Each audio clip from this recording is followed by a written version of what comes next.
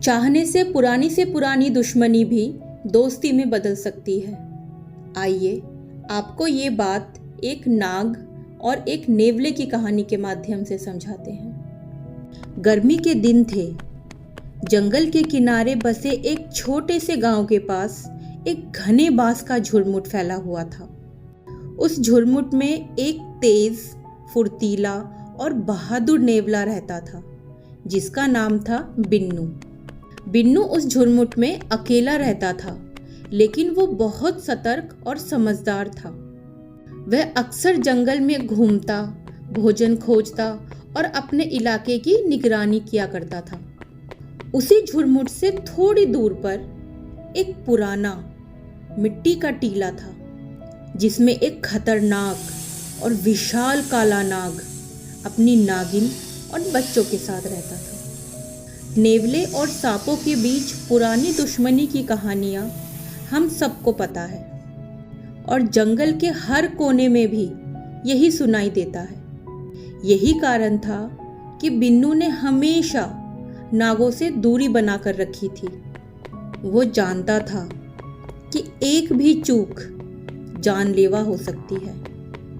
लेकिन देखने वाली बात तो ये थी कि दोनों के बीच एक अनकहा समझौता सा बन गया था।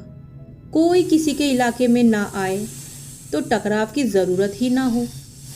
एक दिन दोपहर के समय जब सूरज की गर्मी पूरे जंगल को तपाने लगी थी, बिन्नू अपने बिल से बाहर निकला और भोजन की तलाश में इधर उधर घूमने लगा। बांसों की झाड़ियों के पास एक अजीब सी सरसराहट सुनकर वो रुक गया।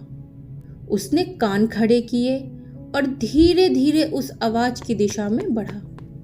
थोड़ी दूरी पर उसे एक सांप का बच्चा दिखाई दिया जो किसी कारणवश अपने घर से दूर आ गया था और अब झाड़ियों में फंसा हुआ था। उसका शरीर कांप रहा था और आंखों में डर साफ नजर आ रहा था। बिन्नू की आंखों में पहले तो दुश्मनी की चिंगारी चमकी। उसके दिमाग में ख्याल आया कि ये अच्छा मौका है।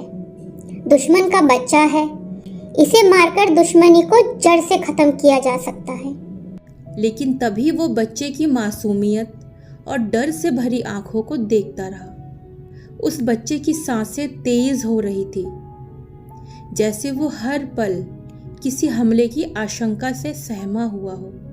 बिन्नू के दिल में एक झिझक उठी। एक पल वो आगे बढ़ा, लेकिन अगले ही पल उसके मन में द्वंद्व शुरू हो गया। क्या मैं भी वही बन जाऊं जो मेरे पूर्वजों के नाम से जाना जाता है? निर्दयी, बदला लेने वाला, या मैं कुछ अलग कर सकता हूँ? बिन्नू के दिल में इंसानियत जैसी एक करुणा जागी। उसने अपने पंजों से झाड़ियों को धीरे धीरे हटाया और सांप के बच्चे से कहा, डरो मत, मैं तुम्हें कोई नुकसान नहीं पहुंचाऊंगा। सांप का बच्चा कांपते हुए, सहमा हुआ सा नेवले की ओर देखता रहा, फिर धीरे धीरे उसकी पीठ पर चढ़ गया। बिन्नू सावधानी से उसे लेकर सांपों की टीले की ओर बढ़ा। रास्ते भर उसके मन में एक घबराहट थी, एक जिज्ञासा थी, कहीं नाग गुस्से में हमला न कर दे। जैसे ही बिन्नू टीले के पास पहुंचा, उसे एक तेज फुफकार सुनाई दी। काले नाग ने अपनी लाल आंखें फैलाई और फन ताने बाहर आया। वो गुस्से से बिन्नू को घूर रहा था, लेकिन जैसे ही उसकी नज़र अपने बच्चे पर पड़ी जो बिन्नू के पीठ पर सुरक्षित बैठा था, यह देखकर उसका गुस्सा हैरानी में बदल गया। बिन्नू ने शांत स्वर में कहा, तुम्हारा बच्चा भटक गया था, मैंने इसे कोई नुकसान नहीं पहुंचाया है, ये सुरक्षित है। नाग थोड़ी देर तक चुप रहा, फिर वो अपने बच्चे की ओर झुका और कहा, तुमने वो किया है जो कोई और नहीं करता। मैंने तुम्हें दुश्मन समझा था, पर आज तुमने मेरे बच्चे की जान बचाकर हमारी ओर दोस्ती का हाथ बढ़ाया है। अब मैं भी पीछे नहीं हटूंगा। आज से हमारी दुश्मनी खत्म। उस दिन जंगल में एक नई शुरुआत हुई। बिन्नू और काला नाग अब एक दूसरे को प्रेम और सम्मान की नज़र से देखने लगे थे। वे अब एक दूसरे के रास्ते में नहीं आते थे, बल्कि मुसीबत आने पर एक दूसरे का साथ देते थे। जंगल के बाकी जानवर भी इस घटना से प्रभावित हुए और उन्होंने भी अपने पुराने झगड़ा भुलाकर एक नई शुरुआत की।